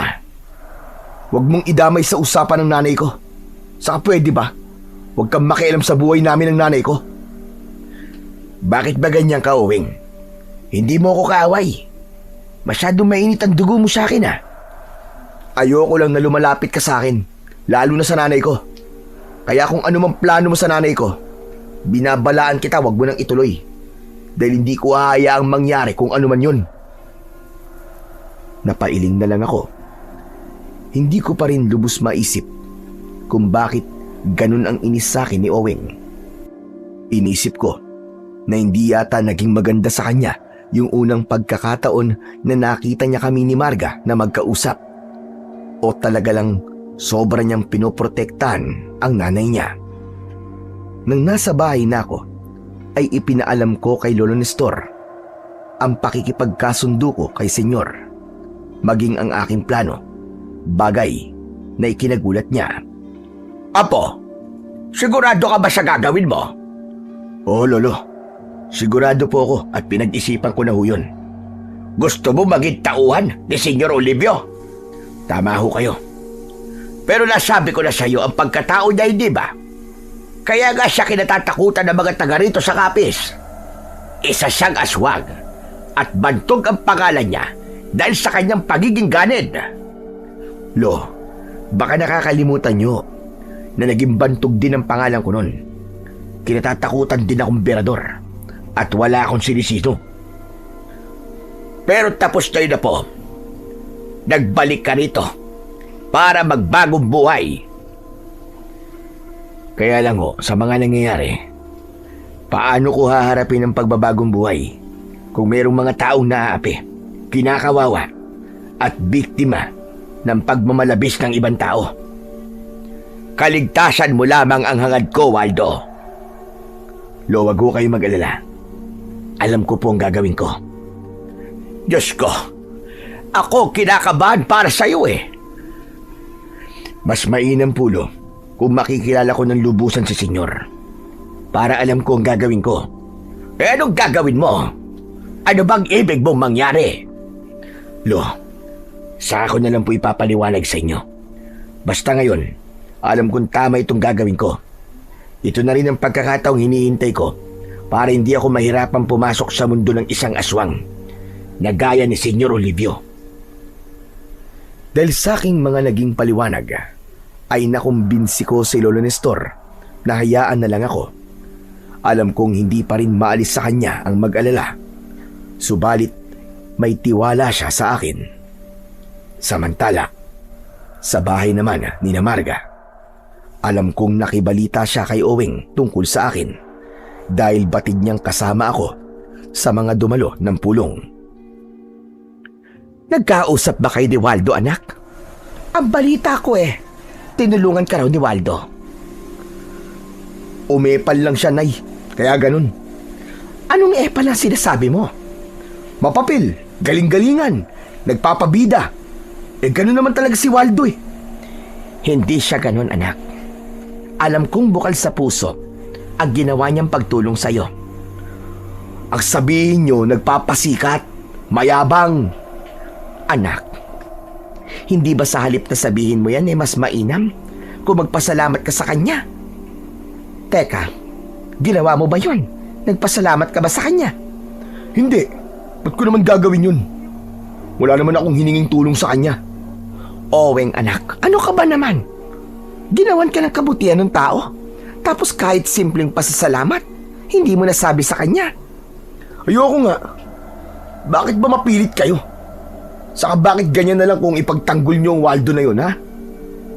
Gusto ko lang na maging malapit kayo. Dahil nga kaibigan ko siya. Yun lang ba talaga ang dahilan? O dahil gusto niyo rin siya? Anak, wala naman sigurong masama, hindi ba? Sinasabi ko na nga, be. Naisayang lang. Wag naman ho si Waldo. Anak, mga bata pa kami, may damdamin na ako sa kanya. Hanggang ngayon, na nandito pa rin yon. Kaya masisisi mo ba ako? Dati siyang kriminal, Nay. Naging latak ng lipunan. Ano na lang po sasabihin ng mga kakilala natin? Saka alam niyo ba, ang isa pang ginawa niya na nakakahiya? Pumayag siya para maging tauhan ni Senyor Olivio. Ano ka mo? Ginawa niya yon? Oo. Kaya ibig lang sabihin, magpapaalipin siya sa masamang gaya ni Senyor. Kaya hindi tayo magtataka sa mga susunod na araw na baka pagmalupitan na rin niya tayo dahil ang katapatan niya ay nakay Senyor na. May dahilan naman siguro kung bakit pumayag siya na maging tauhan ni Senyor. Oo naman, may dahilan siyempre. Yun ay ang magkaroon din siya ng kapangyarihan dahil nga alam niyang maimpluwensya si Senyor. At kahit ang mga tauhan niya ay kinatatakutan, di ba? Ibig sabihin, ambisyoso si Waldo. Kaya paano magiging bagay siya sa inyo? Sige nga. Ang tungkol sa pagkontra ni Owing ay hindi na itinago pa sa akin ni Marga nang minsang magkausap kami. Dahil nakikita at nararamdaman ko ring wala siyang ibang mapagsabihan ng tungkol doon. Hindi ko talaga siya maintindihan, Waldo. Siguro, hayaan mo muna siya. Hayaan? Sa pakikialam? Para pangunahan ako sa gusto ko, ganun ba? Anak mo siya, Marga. Siyempre, ang gusto lang niya ay yung makakabuti para sa'yo. Hindi lang niya ako kayang intindihin. Ibig bang sabihin yan may pag-asa ako sa'yo? Oo naman, Waldo. Hindi na tayo mga bata, Waldo. Isa pa, maliliit pa tayo ay magkakilala na tayo. Naglalaro pa nga tayo sa ulan at naliligo sa ilog ng walang mga saplot. Kaya nakita ko na ang lahat sa'yo. Ikaw naman, nakita ko na rin naman ang lahat sa'yo Pero iba na ngayon. Iba na rin yung kwan ko ngayon. Mas palaban na. Nagkatawanan na lamang kaming dalawa. Kahit papano ay nagiging magaan ang aming usapan kapag ganong may kasamang tawanan. Ayoko na ring pabigatin pa ang nararamdaman ni Marga. Pero ang importante sa amin ay nagkakaintindihan kami. Yun nga lang, tiyak na sa pag-uwi ni Marga ay magkakaroon na naman sila ng pagtatalo ni Owing. Malamang may marites na magsasabi na nagkita kami ng nanay niya. Pero alam kong handa si Marga sa bagay na yon. Kinabukasan, naghanda ako para magpunta sa bahay ni Senyor Olivio. Tiyak na hihintay niya ako. Saka nakapagbitiw na rin ako ng salita. Sinabi ko na payag akong maging tauhan niya. Nagpaalam na ako kay Lolo Nestor. Nasa mukha ng lolo ko ang pag-aalala sa aking gagawin. Kailangan ba talaga gawin mo pa ito, ha, Waldo? Opo, Lo. Diyos ko, kung kinakabahan sa'yo. Ayoko mapahamak ka. Alam mo naman kung anong uri ng nilalang si Senyor. Alam ko po ang gagawin ko, Lo. Paano kung pati ikaw ay gawin niya kauri niya? Paraan niya ang hikayatin ng taong makukursunadahan niya. At makikita niya, maaari niya mapakinabangan para alokin ang trabaho. Ang magiging kapalit nun ay magiging kauri ka nila para gamitin sa kanyang mga plano. Hindi po mangyayari sa akin yun, Lolo Nestor. Ang totoo po, gagawin ko ito para din sa kaligtasan natin. Lalo na po sa inyo. Kapag maglilingkod ako sa kanya, hindi niya kayo mapapakialaman. Kung sa bagay, may punto ka dyan. Kikilalanin ko ho ng gusto si Senyor. Dahil ako mismo ang tatapos sa kanya. Yan ba ang plano mo, Apo? Oo, Lolo. At sa inyo ko lang yung sinabi. Aalamin ko kung ano ba ang kahinaan ng isang aswang na kagaya niya. Mabuti ang iyong plano. Pero hindi pa rin maaalis sa akin ang mag-alala. Dahil mas lalong magiging mapanganib para sa iyo kapag nalaman niya ang tunay mong pakay. Malamang, ayun na rin ang magiging katapusan mo. Magiging mas maingat ako, Lolo. Marami na akong pinagdaanan kung sino-sino na ang mga taong halangang bituka ang naitumba ko. Pero iba pa rin ang isang kagaya ni Senyor. May ikinukubli pa rin siyang kahinaan, Lolo. At yun ang kailangan kong malaman. Bago ka umalis, may ibibigay ako sa iyo, Apo. Ano ho yun, Lolo? Umakyat ng bahay si Lolo Nestor at nang bumalik siya ay may dala siyang pulseras na yari sa makapal na telang itim. May palawit din ng pulseras na tila maliit na buto ng halaman. Kunin mo ito, Apo. Isuot mo sa iyong braso. Arasan po ito, Lo. Baka tutulog yan para sa kaligtasan mo. Matagal ko nang iniingatan yan. Bigayan ng isang kaibigan na tumuloy dito sa bahay ko noong mga panahong wala ka. Isang kaibigan na marami ng pinagdaanan sa buhay. Ibinigay niya sa akin yan bilang ganti sa ginawa kong pagtulong at pagkupkup sa kanya. Natagpuan ko kasi sa sugatan sa aking taniman. Ang kwento niya sa akin ay inatake siya ng isang aswang korkor. Isang malakas na aswang na hindi basta nagagapi. Yun daw ang nakalaban niya, pero nagawa niyang patayin. Kaya lamang, nalagay din sa panganib ang buhay niya. Maigi na lamang, at natagpuan ko siya at nailigtas. Kung ganun, Lo, nasaan ho siya? Hindi ko na alam, pero sabi niya, pagod na rin siya sa pagiging isang sentensyador ng mga aswang. Ano ho? Sentensyador ng mga aswang? Yun ang tawag niya sa kanyang tungkulin kontra aswang.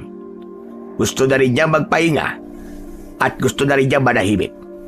Kaya iniwan niya yan sa akin.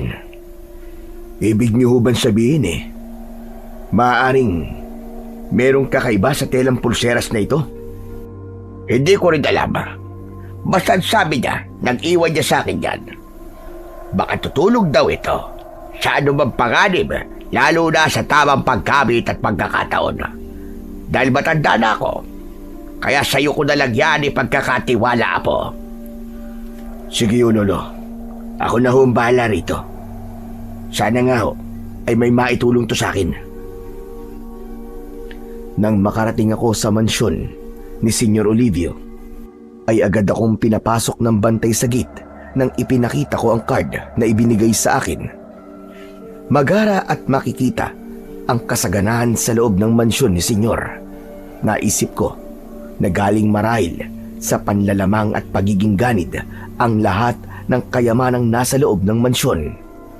Malaki ang pagkakangiti sa akin ni Senyor Olivio nang makita niya ako. Nagagalak akong nandito ka na, Waldo. Ako man, Senyor. Nakapangako ho ko sa inyo, kaya tinupad ko lang. Magaling. Ganyan ang gusto ko sa aking magiging tauhan. May isang salita at maaasahan. Dahil meron ho akong paninindigan. Napansin ko mga tattoo mo sa katawan. Galing ka ba sa loob? Oo, Senyor. Buong akala ko ay madidismaya si Senyor sa aking inamin. Pero isang malakas na halakhak ang kanyang pinakawalan. At ikinagulat ko yon. Bakit to, Senyor? May nakakatawa po ba sa sinabi ko? Wala. Masaya ako dahil hindi ako nagkamali sa pagpili sa'yo. Tama nga ang kutob ko. Bukod sa maaasahan ka, ay alam ko na isa ko ang damdamin mo. Malamang, marami ka nang itinumba. Kahit hindi mo nasagutin yon, ramdam ko na tama ako. Kaya madali mong nakuha ang loob ko. Dahil sa mga sinabi ni Senyor, Tila naging kampante ang loob ko. Hindi rin ako makapaniwala sa kanyang sunod na ginawa. Isang kakaibang baril ang ibinigay niya sa akin. Noon lang ako nakahawak nun. Ang baril na yan ang gagamitin mo, Waldo. Saan po, senyor? May mga nilalang na nagpaplanong tapusin ako. Kaya yan ang armas na gagamitin mo para ipagtanggol ako kapag nagkagipitan. Alam kong kaya mong gawin yon. Minsan mo nang ipinakita sa akin ang pagliligtas mo ng pagtangka na kong atakin ng isang lalaking baliw. Huwag ho kayo mag-alala, senyor. Gagawin ko po kung anong ipinag-uutos nyo. Tunay ngang nakuha ko na ang loob ni Senyor Olivio. Kaya malaya akong makakakilos. Ngunit wala siyang kamalay-malay na ang taong buong puso niyang tinanggap at pinagkatiwalaan ay siya palang lihim niyang kaaway na anumang oras ay maaaring tumapos sa kanya. Subalit alam kong hindi yun magiging madali. Kaya dapat kong pag-aralan ang lahat. Dahil sabi nga ng lolo ko, isang pagkakamali ko lang ay mangangahulugan yun ng aking kamatayan. Bagamat naglilingkod na ako bilang tauhan ni Senyor Olivio, ay nakakauwi pa rin ako ng bahay ni Lolo Nestor. Kaya nalaman ko ang tungkol sa pinaplano ni Owing dahil nagpunta sa bahay ni Lolo si Marga nang malamang umuwi ako ay may isinumbong siya sa akin.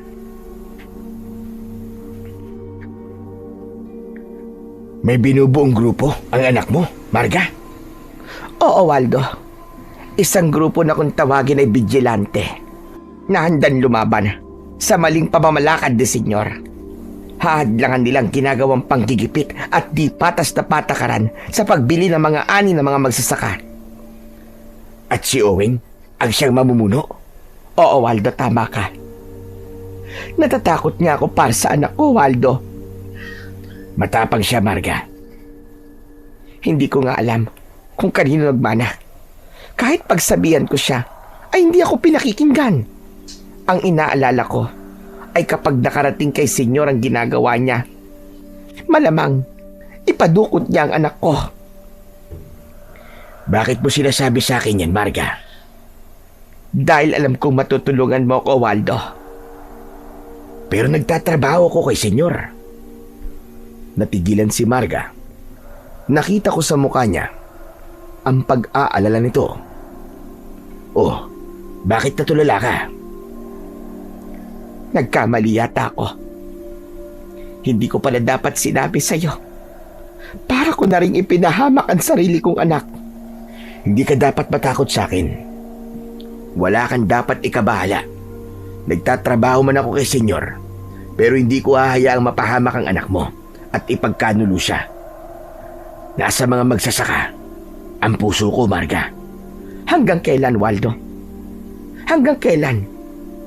Paano kung magbago ka? Yun ang hindi magbabago, Marga. Malabong mangyari yun. Kahit pa nagtatrabaho ko kay senyor, hindi niya maaaring baguhin kung anong laman ng puso at isip ko. Sana nga'y totoong lahat ng sinabi mo, Waldo. Nagdududa ka ba sa akin, Marga? May isang salita ko at may panindigan. At maaari mo yung panghawakan. Nang makauwi si Marga, ay kinausap niya ang kanyang anak. Nagalit sa kanya si Owen dahil nga nabanggit sa akin ang binubuo niyang grupo. Kayo talaga na yo. Kahit kailan talaga hindi kayo nag-iisip eh. Anak, hindi ka laban si Waldo. Mali ka ng iniisip mo. Anong hindi? Tauhan nga siya ni Senyor Olivio eh. Kaya lahat ng nalaman niya sa inyo, siguradong sasabihin niya yun. Paano ng plano namin, Nay? Gusto niyo ba kami mapahamak? Hindi, anak. Si Waldo nga magiging protektor nyo. Yun ang sinabi niya sa akin. At naniwala naman kayo. Oo, anak. Dahil totoo ang sinabi niya. Alam kong mapagkakatiwalaan siya. Ayan na naman kayo, Nay. Sobra-sobra kayong bilib sa kriminal na yun eh. Bakit ka ba ganyan, anak? Sana, sinubukan mo munang kilalanin siya. Di na kailangan, Nay. Kilala ko na siya. Kaya nga ayaw kong maging malapit kayo sa kanya eh. Dahil alam ko ang plano niya sa inyo. Tapos kayo naman, para niyong ipinagsisiksikan ng sarili niyo sa kanya. Oweng, may dahilan yon. At wag mo na sanang pakialaman pa. Hayaan mo na lamang akong maging masaya. Sa palagay niyo ba, magiging masaya kayo sa isang katulad niya? Hindi mo talaga ako kayang maintindihan, anak. Sana ako rin, Nay. Subukan niyo ring intindihin kahit minsan. John, ay naghanda ako ni Senyor. Ayon sa kanya, may mga uri ng aswang na maaaring sumugod. Sila ang ibang uri ng aswang na matagal ng kalaban ng kanilang lahi. Nais niyang paghigantihan at patayin ang mga yon. Kasama ang kanyang mga tauhan, ay naghanda kami. Nang sumapit ang gabi, ay ipinakalat na ni Senyor ang mga tauhan niya at ako ang inatasan niya para pamunuan ang mga yon. Nakapaligid na kami sa mansyon hanggang nagkaroon ng kakaibang ingay. Ang ipinagtataka ko ay tila galing sa itaas, samantalang ang nasa isip ko ay manggagaling sa labas at aakyat ang mga ito sa matataas na bakod upang pasukin ang loob ng mansyon. Kaya lamang, mga lumilipad na aswang pala ang aatake. Gamit ang baril na ipinahiram sa akin ni Senyor, ay agad kong inupakan ang mga lumilipad na aswang. Sapul at tila sumasabog ang kampo ng dilim ng aking mapuruhan. Maging ang ibang tauhan ay walang tigil sa pagtira sa mga lumilipad na aswang. Tinitiyak na walang makakapasok ng buhay sa loob ng mansyon dahil ang agad na puntirya nito ay ang kwartong kinaroroonan ni Senyor Olivio. Kaya lamang, sadyang marunong din manlinlang ang mga aswang na lumilipad. Ang iba sa kanila ay may kakayahang magpalit ng anyo at nagiging aswang na katulad ng mabangis na hayop gubat. Wala akong kamalay-malay na meron na pala sa aking likuran at bigla akong dinambahan ito. Walang hiya ka! Bitiwan mo ko! Bitiwan mo ko!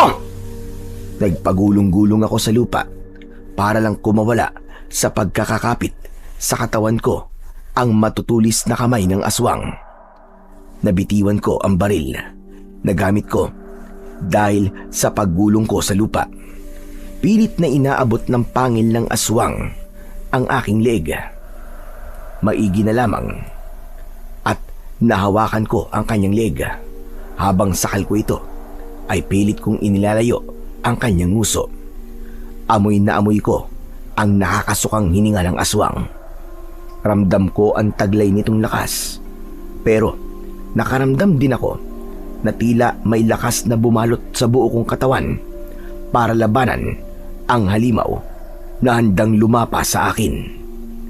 Lalo ko pang hinigpitan ang pagkakahawak ko sa leeg ng halimaw hanggang sa naramdaman kong nagawa kong baliin ang buto nito sa leeg. Kaya naman, naramdaman kong lumuwag ang pagkakakapit ng mga kuko nito sa katawan ko. Nang kumawala na ito, ay saka ko ibinalibag ang aswang sa labas ng mataas na bakod. Kaya lamang, hindi pa pala roon matatapos yon dahil may iba pang mga aswang na papasugod sa akin bukod pa sa aswang na lumilipad. Kaya naman, nagmamadali kong hinanap ang aking baril na nabitiwan ko kanina. Salamat na lamang at agad ko tong nakita. Maagap kong dinampot at pinaputukan ang halimaw na papasugod sa akin. Sumasabog ang katawan at tumitilamsik ang dugo sa bawat tama ng punglo ng hawak kong baril. Nang mapatay ko ang ilan pang aswang na lumapit sa akin. Napansin ko ang paglapit ng isang anino. Si Senyor Olivio yun. Mahusay! Napakahusay mo, Waldo. Hindi ko inaasahan na matatalo mo ang aswang na yon gamit lamang ang iyong kamay. Nakita nyo ang pakikipagpambunong ko sa aswang? Oh, malakas ka, Waldo. At lubha mo akong pinahanga. Kaya tama ako.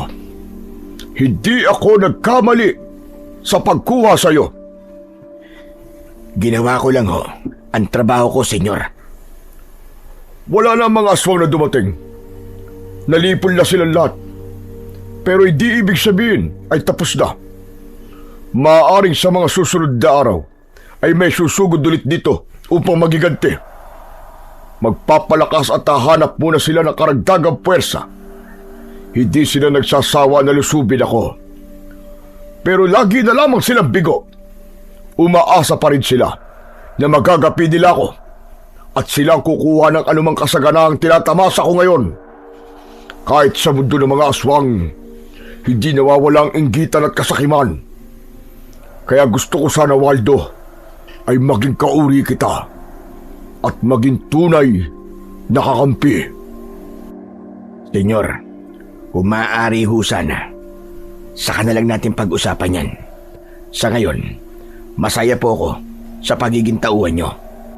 Sige, Waldo. Pero sana pag-isipan mo mabuti ang alok ko sa'yo.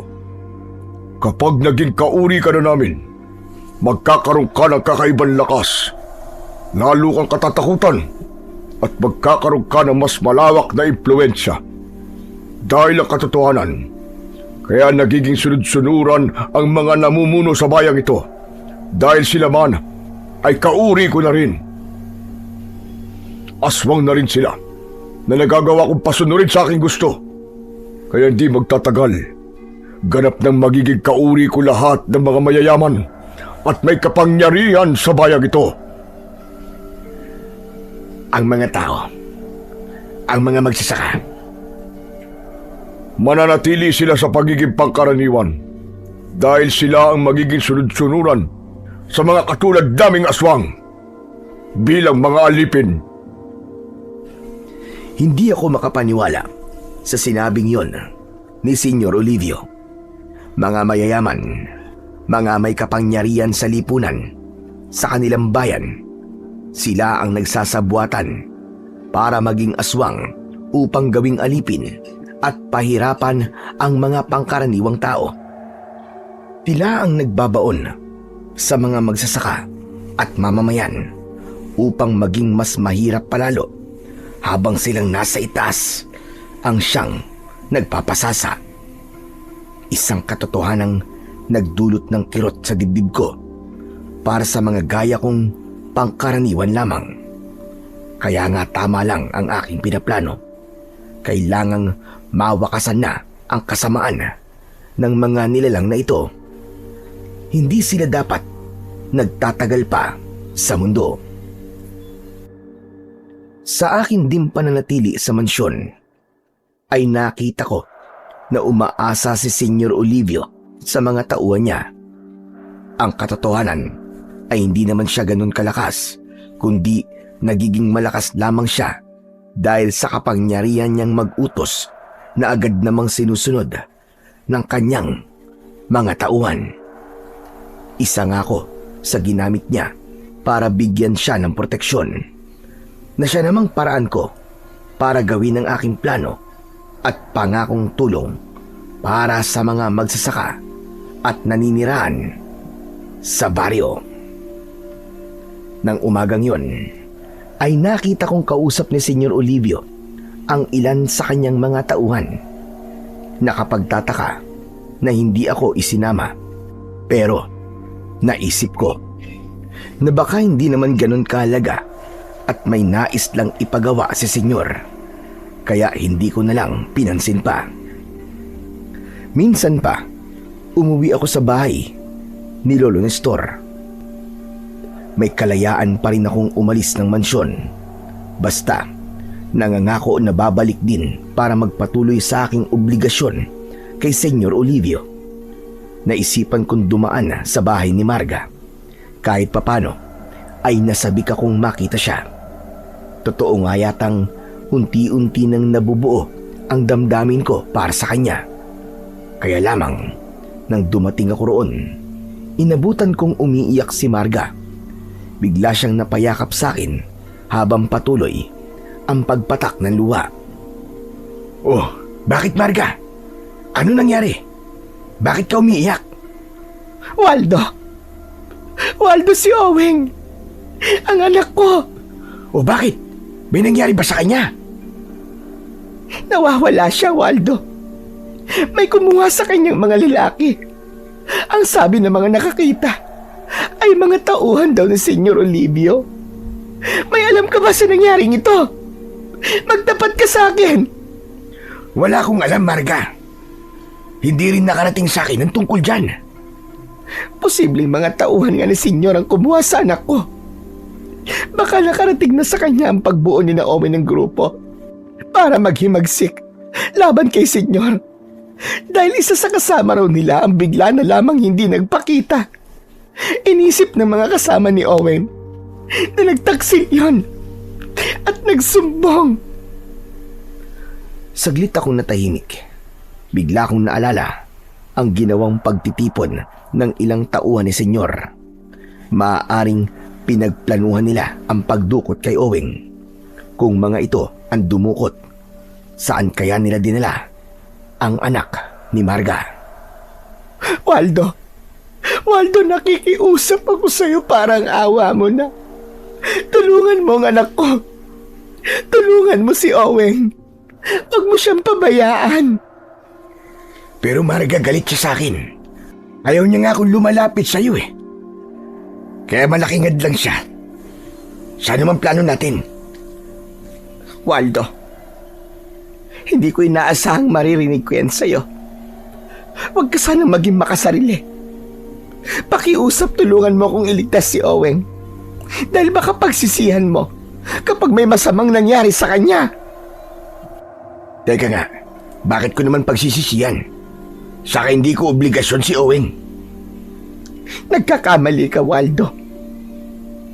Mahalagang mailigtas mo siya. Mahalagang mailigtas mo ang iyong anak.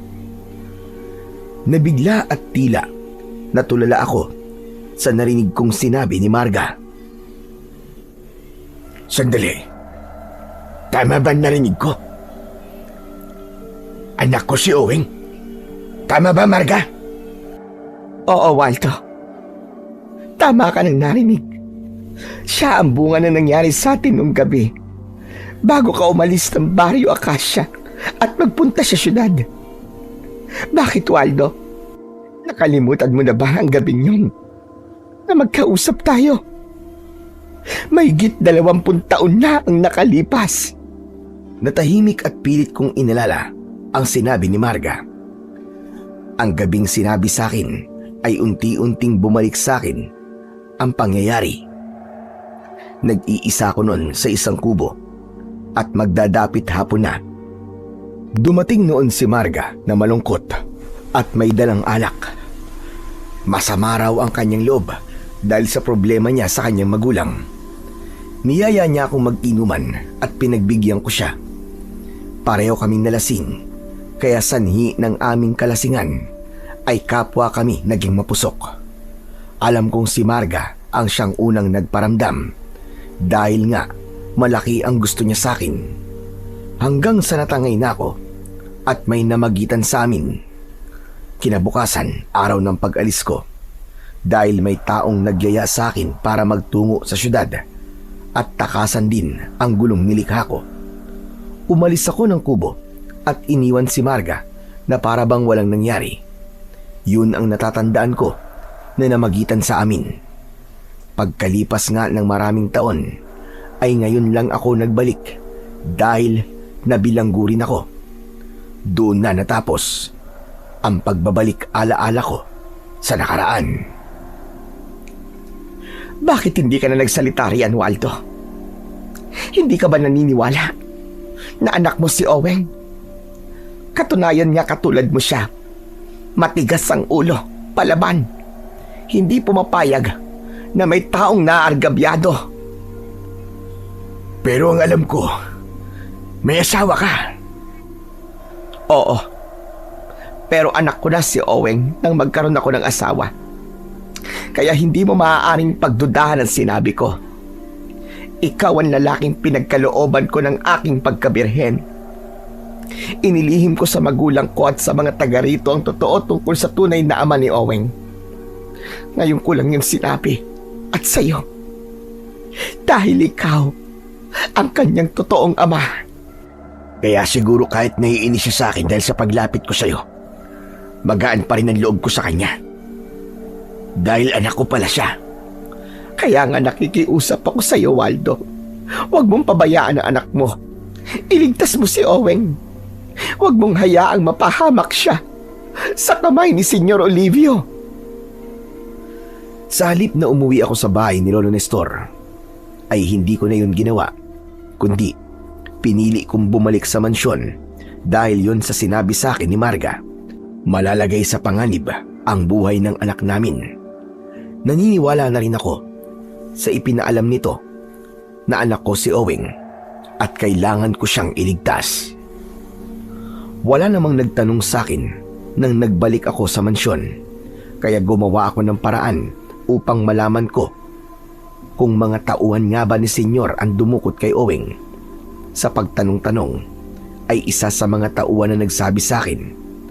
Sinadya raw ilihim sa akin ang tungkol doon, lalo na't may nagsabi kay Senyor na kaibigan ko ang ina ng binata. Ibig lang sabihin, may masama silang pinaplano rito, bagay na hindi ko pa hihintulutang mangyari. Lalo na ngayong alam ko ang tunay na pagkatao ni Oweng. Ako ang unang masasaktan kapag napahamak siya. Hindi siya maaaring mawala dahil kailangan ko pang makasama ang anak ko at makilala niya bilang kanyang ama. Nalaman ko na dinala pala si Oweng sa lugar na malayo sa mansyon. Isang nakatagong lumang bodega kung saan ginagawang tagpuan ng mga aswang na tauhan ni Senyor para bumuo ng kanilang ginagawang pananakot sa mga tao. Ayon sa nakausap ko, ay si Senyor Olivio mismo ang magpaparusa at tatapos kay Oweng dahil hindi nito nagustuhan ang ginagawang pagbuo ng grupong vigilante para kontrahin at labanan ang kanyang mga ipinatutupad para sa mga magsasaka at naninirahan sa baryo, pati na sa ibang lugar. Hindi ako dapat mag-aksaya ng panahon. Mahalaga ang bawat oras. Baka makalingat ako. Malaman kung tinapos na pala niya ang anak ko. Kaya kailangan bantay sarado ako sa mga kilos si Senyor. Dapat kasama ako sa mga lakad niya para malaman ko ang lugar na pinagdalhan nila kay Oweng. Kaya lamang nalaman ko na hindi ako isasama sa mga tauhan na poposte kay Senyor kapag lalabas siya ng mansyon. Umisip ako ng paraan para makasama sa pag-alis nila.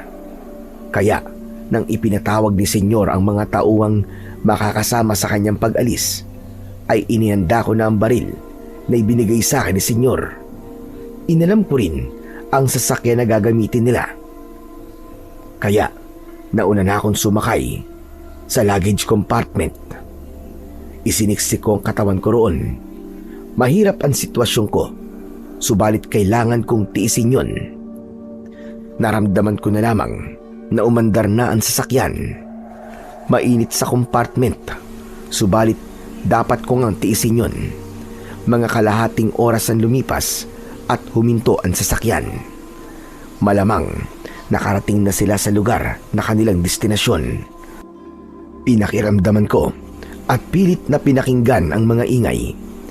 Nang wala na akong marinig, ay naisip kong wala na ang mga tauhan ni Senyor. Saka ko namang marahang binuksan ang compartment sa likod ng kotse kung saan ako pumesto at bumaba na ako. Nagtago muna ako sa gilid ng kotse at pinagmasdan ang buong lugar. Nakita ko ang isang lumang bodega. Liblib ang lugar na yon, maraming makakapal na halaman. Bukas ang malaking gate ng lumang bodega Alam kong naroon na ang mga tauhan ng Senyor Olivio at maging siya. Kaya maraan at maingat akong lumakad papunta sa lumang bodega na sa palagay ko'y kinaroroonan nila. Nakita ko na nasa loob si Senyor at ang mga tauhan niya. Hindi nga ako nagkamali dahil naroon nga ang anak kong si Owing. Doon nga nila dinala. Nakagapos ang kanyang kamay at paa sa kahoy na hugis ekis. Nasa harap ni Owing si Senyor na hawak ang isang latigo. Napakalaki na ginawa mong pagkakamali, binata. Ako si Senyor Olivio pa ang naisipan mong kalabanin. Hangal ka na, binata. Hindi ka nag-iisip. Ano ba kailangan mo sa akin, Senyor Olivio? May atraso ka eh. Kung hindi ako nagkakamali, ikaw ang lalaking sumigaw sa pulong ng mga magsasaka at tinulungan ni Waldo. Kaano-ano mo ba siya? Wala akong pakialam sa taong yun. Di kaya kakampi mo siya? Kasama mo siya? O baka naman nagkamali ako sa pagkuha sa taong yun? Umamin ka! Kasama mo siya, no? Sabi ko wala akong alam sa taong yun. Wala akong pakialam sa kanya. Habang kausap ni Senyor si Owing, ay nagkaroon na rin siya ng pagdududa sa akin. Pero hindi ko na dapat ikabahala yun. Wala na akong pakialam kung malaman man ni Senyor ang totoo. Tapos na ang paglilingkod ko sa kanya. Dumating na ang takdang oras para isakatuparan ang totoong plano ko. Ang ubusin ang mga alagad niya at patayin si Senyor Olivio. Hindi magiging madali ang hatol ko sa iyo, binata. Dahil sa ginawa mong pagbuo ng grupo, ipapalasap ko sa iyo ang parusa mula sa isang aswang na kagaya ko. Mararamdaman mo ang galit ng mga kauri ko. Paglalaruan ka muna namin.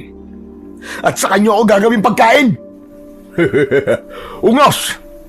Hindi kami kumakain ng laman na katulad mo. Dugo mo lang ang iinumin namin.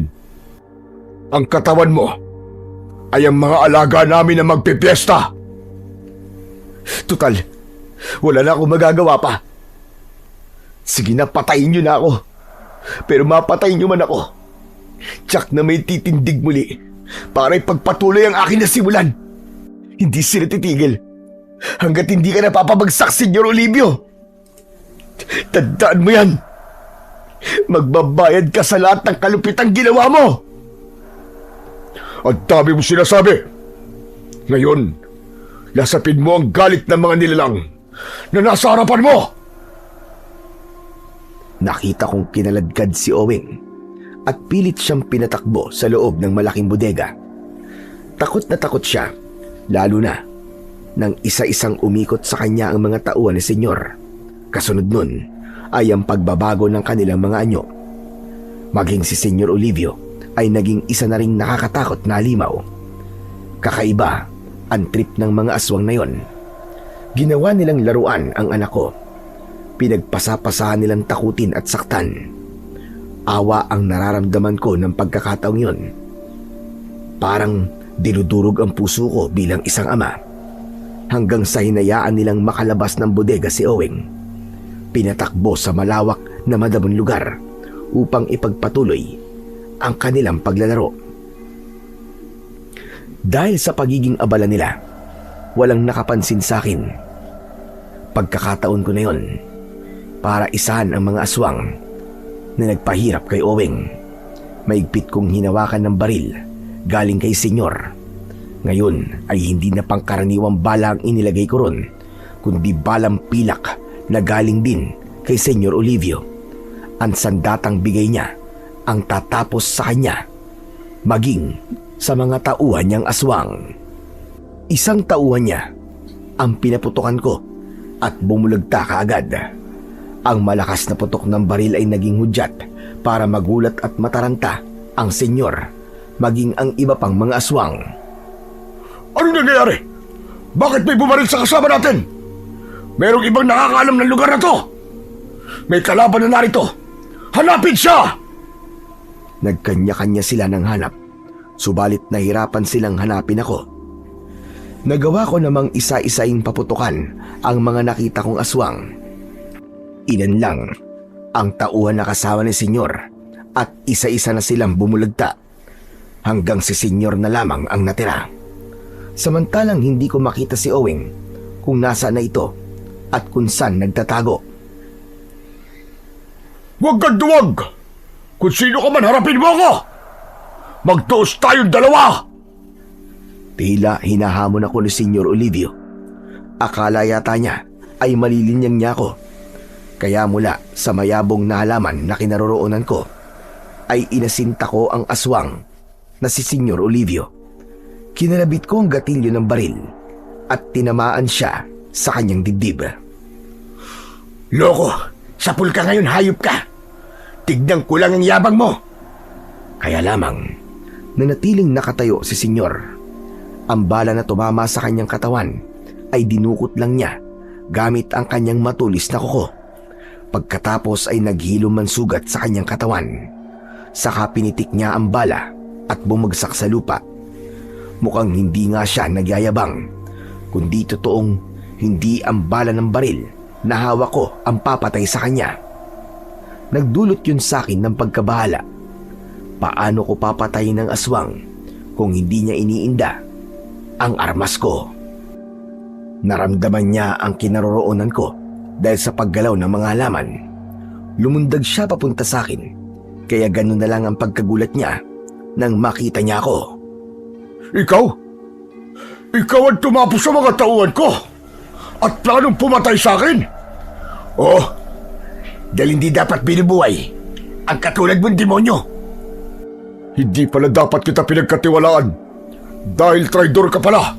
Hayop ka! Mas hayop ka! Isang halimaw na hindi dapat binubuhay. Kaya tatapusin na kita! Ulol! Anong tatapusin? Akala mo yata ay matatapos mo kung gamit ang sandatarian? Nagkakamali ka! Habang nasa harapan ko si Senyor, ay napansin ko ang paggalaw ng halaman sa kanyang likuran. Biglang lumabas doon si Owing na may hawak na matulis na kahoy. Dapat ka nang mamatay!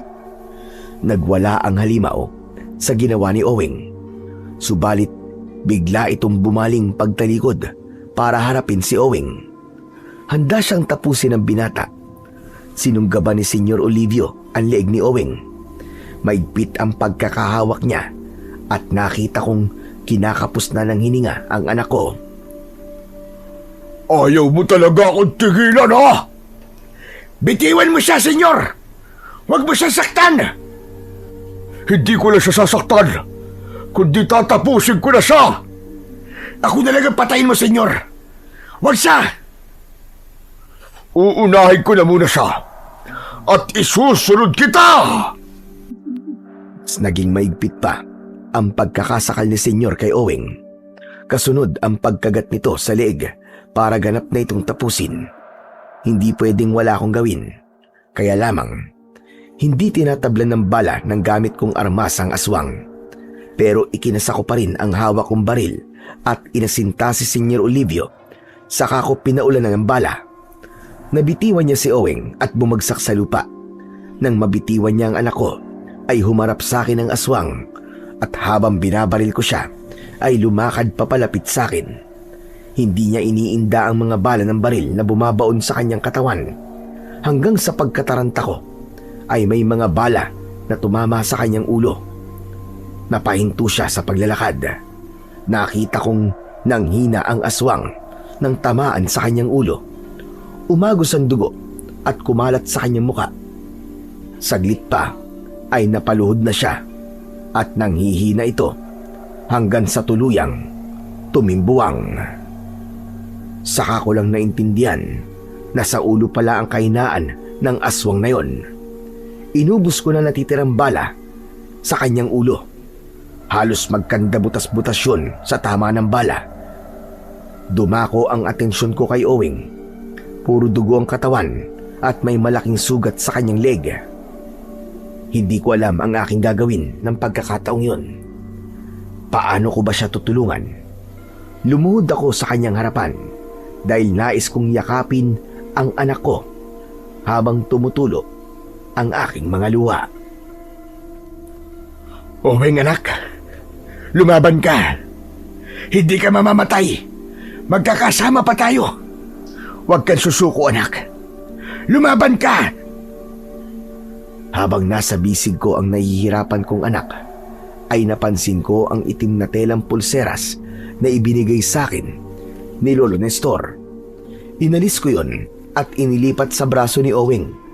Hindi ko alam kung may magagawa ito para iligtas ang anak ko, pero ayon kay Lolo Nestor, ay may magagawa ito sa panahong kailangan ko ng tulong. Pagkasuot ko ng pulseras kay Owing, ay sinabayan ko ng pag-usal ng panalangin habang nakapikit ang mga mata para sa kaligtasan ng anak ko. Pagkatapos kong manalangin, ay idinilat ko ang aking mga mata. Nakatitig sa akin si Owing at naroroon pa rin ang sugat, subalit hindi na ito naghahabol ng hininga. Hindi na rin umaagos ang dugo. Anak, ligtas ka na. Ligtas ka na, anak ko. Salamat sa Panginoong Diyos. Noon ko napatunayan na may bisa talaga ang telang porselas na bigay ni Lolo Nestor. Nakatitig lang si Owen sa akin. Kasunod nun ay ang mahigpit niyang yakap, kasabay ng pagbukas ng kanyang bibig na may mahinang bulong. Tay, nagkita rin tayo, Tay. Sorry. Salamat po sa pagliligtas niyo sa akin. Owing, anak ko. Anak. Lalo lang umagos ang luha ko sa aking narinig. Alam ko kung para saan ang paghingi ng tawad ni Owing. Wala nang marami pang paliwanag. Hindi na kailangan ang marami pang salita. Ramdam ng aming mga puso ang kasabikan sa isa't isa. Alam kong ang pangyayaring yon ay simula ng mas masayang relasyon sa aming mag-ama. Puno ng hiwaga ang buhay ng tao. Minsan talaga may mga pangyayaring hindi natin inaasahan na magdudulot pala ng kaligayahan para sa pagsisimula ng isang bagong buhay. Hanggang dito na lamang po ang aking kwento. At maraming salamat po sa inyong mga nakinig. Hanggang sa muli.